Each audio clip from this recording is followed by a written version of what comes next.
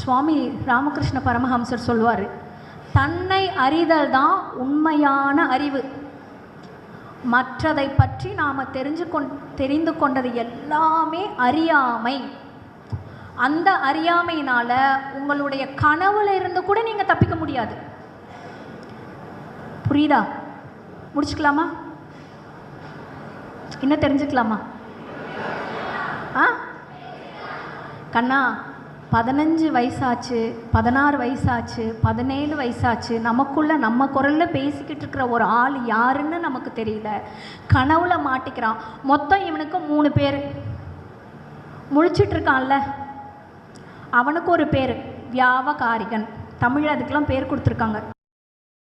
அவர் சும்மா போய் ஒரு வெளிநாட்டில் பேச்சு கொடுத்துட்டு வந்தவர் கிடையாது. நமக்குள்ளே ஓடிக்கிட்டு இருக்குல்ல, நாம் இருக்கோம்ல,